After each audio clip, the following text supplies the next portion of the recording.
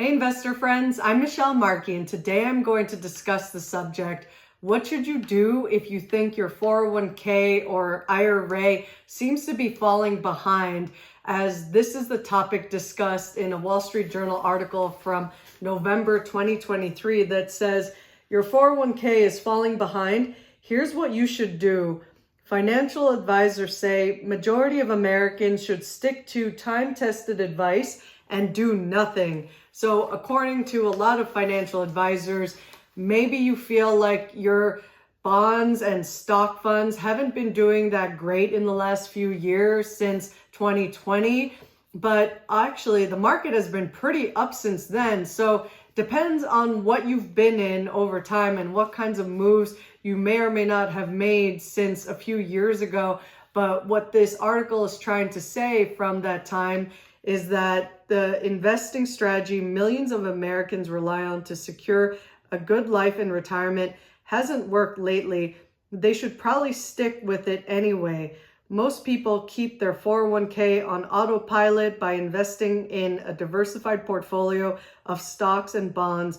Faith in this approach has been shaken by 3 years of losses in the bond market, according to Ann Tergeson. So at the time I'm recording this, it's spring 2024, and the S&P 500 is up by 6%. But I could see why perhaps a lot of bond funds are still struggling, because if some people were invested in bond funds before we had the huge wave of inflation that had hit a consumer price index inflation of 9%, that's what kind of led to the Federal Reserve raising the Fed funds rate to a level that caused a lot of bond yields to go up. And what that means is a lot of bond funds went down in price. So as they say, yields going up means that prices will go down for bonds, because if you have a higher yielding bond, people want to get that higher yield. So they're going to sell off the lower yielding bonds at lower prices in order to get the higher yield. So that's why a lot of people in bond funds may still be suffering. But let me tell you about some of my reactions to this article, places where I agree and what I think could make sense, and areas where I think they haven't given you a more full picture. And if you enjoy learning about investing and trying to save up toward retirement, I hope you'll like and subscribe to my video and YouTube channel, because I try to help both you and I become better investors. And the more that we're informed about what some of our options are, the more we can hopefully make better financial decisions, both for ourselves and the people we care about. So with that, let me tell you a little bit more of what this article is saying, in that as tempting as it might be to meddle with your investments, history suggests most investors have a lousy record of timing the market. Financial advisors say that most Americans should do nothing because, according to William Bernstein, a financial advisor and author of the 4 Pillars of Investing, just because your strategy has a bad year or two doesn't mean you should make changes. Except I think that what maybe this is not letting you think about is that perhaps there could be a better way with how bonds have higher yields now, and how I know a lot of retirees are shifting their investment strategies from doing things like a traditional 60-40 split of only 60% in stocks and 40% in bonds. A lot of seniors are becoming more aggressive in allocating their nest eggs toward more equities or stocks rather than bonds, which had been underperforming in the last few years. So it seems like maybe some people should do nothing. That could be a viable strategy, but a lot of people don't seem satisfied with that type of answer. And to add on to some of what they're saying is that meddling with your 401k is a major step that can leave investors worse off than if they stick with a balanced portfolio. Bonds have performed poorly in recent years, but both bonds and stocks still play a vital role in building retirement security. And that could seem okay on the surface, but what this article is trying to sort of suggest to people is as if you should just stay in your bond funds, because according to Roger Aliaga Diaz, the global head of portfolio construction at Vanguard, now is almost the worst time for investors to sell bond funds, which could be true. You might not want to lock in your losses. However, maybe with some income you could be getting in right now, maybe you invest in actual treasury bonds rather than in bond funds and lock in some higher yields on, say, treasury bonds that are short-term dated rather than longer-term dated, which may not be giving you that much higher of a yield, and you have a shorter term gain with current treasury bond yields before the Federal Reserve might reduce interest rates, which could lower bond yields in the coming years if the Federal Reserve gets inflation under control again. So there's still some things you can do that don't restrict you to have to just stay in bond funds only. I think whether you do it in a 401k or outside of a 401k, you could make different decisions than what this article might have you believe. And also, according to Amy Arnott, who is a portfolio strategist at Morningstar, she's saying something about how funds that combine stocks and bonds tend to earn steadier returns than those that invest in a single asset class, such as stocks, although they can cost slightly more. That makes it easier for people to stick with stocks which have greater growth potential than bonds in bad markets. So even though this Amy person is saying that, I think that it's not letting you kind of have more of an open mind when it comes to stocks.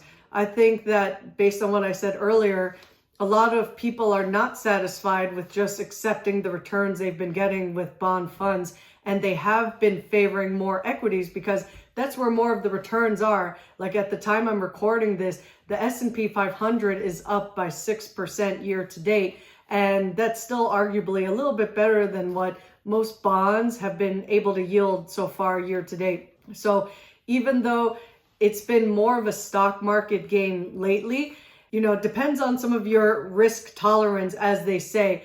But just because you're more in stocks doesn't mean that it's necessarily higher risk.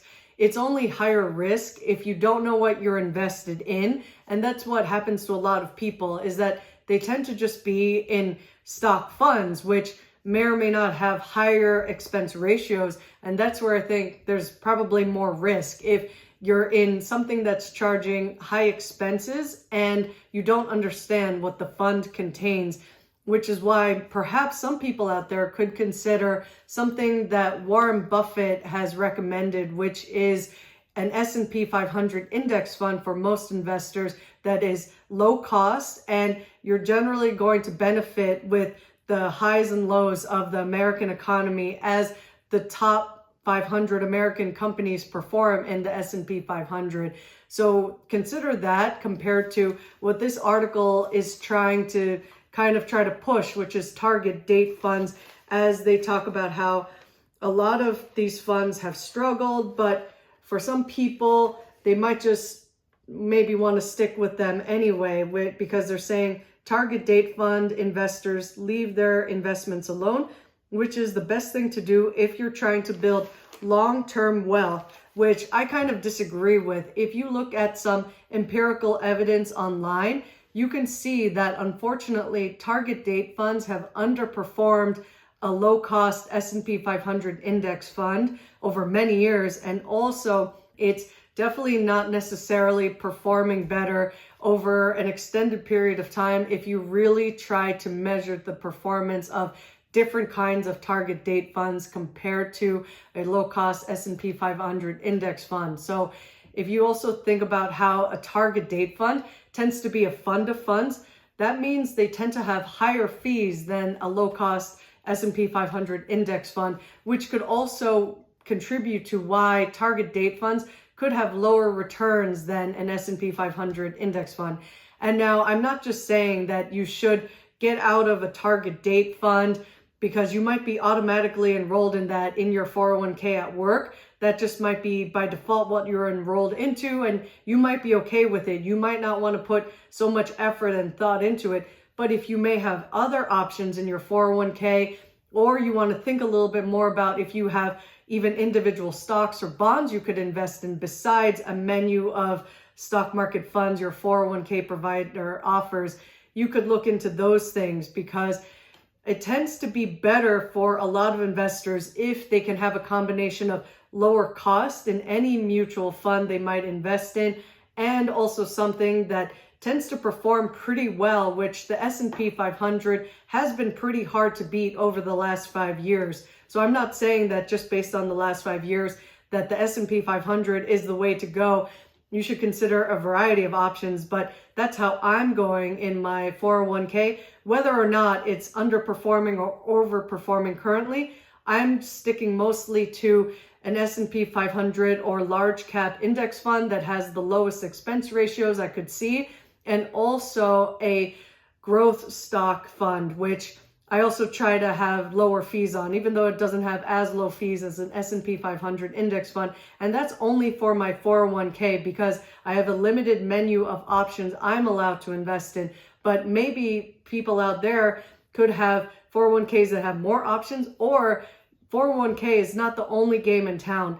You could also make your own individual stock choices in, say, a Roth IRA or traditional IRA, or in one of my favorites, a health savings account or HSA.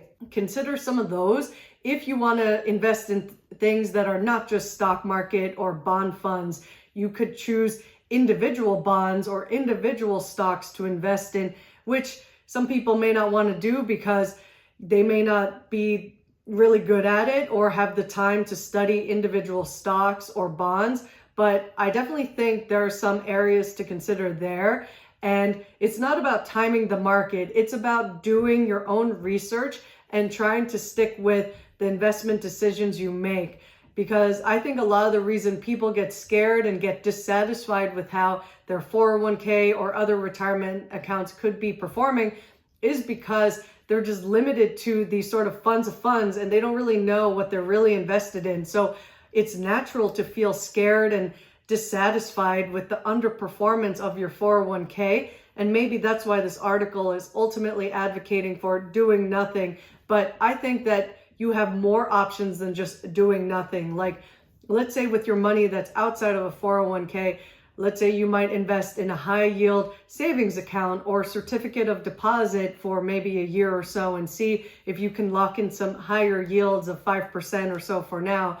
Or also, if you're more toward retirement age, consider things like annuities. Like I just did a video about qualified longevity annuity contracts, which could be right for some people and could help them reduce their tax burdens while making the most of, say, incoming required minimum distributions that are coming out of their 401k or IRA. So think about options like that that are different than just stock and bond funds.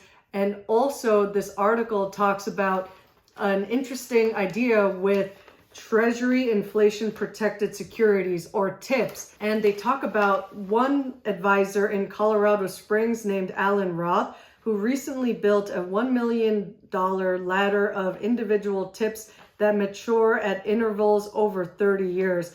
The principal on the bonds that mature each year, plus the income payments on longer term holdings, will provide inflation-adjusted cash equal to about $45,000 a year in today's dollars.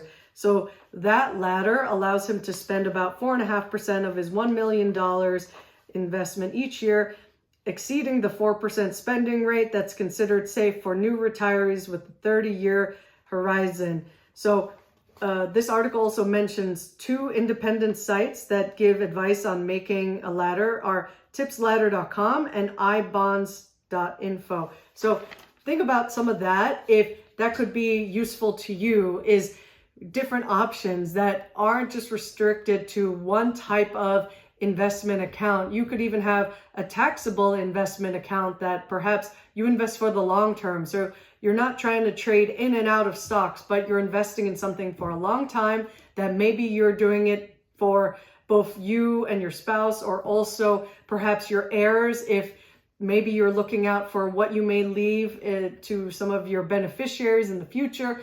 Think about things like that. What might make the most sense for you and your families? And of course, it's possible that this article could be right.